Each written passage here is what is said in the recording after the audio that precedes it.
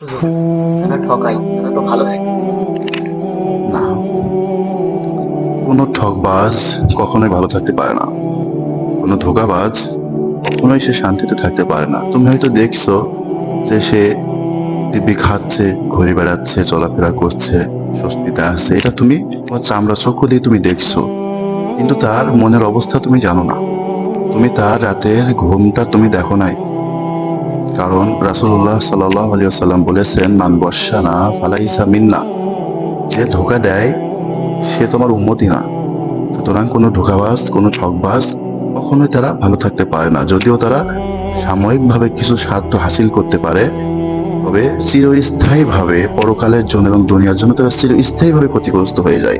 এজন্য তোমাকে যদি কেউ ঠকায়, তুমি কখনো কাউকে ধোঁকা দিবা না, কাউকে ঠকাবা না। তুমি নিজের খাঁটি উম্মত হিসেবে তুমি কবরে যাবা। এই নিয়ত যদি তোমার থাকে, তোমার রব কখনোই তোমাকে ঠকাবেন না।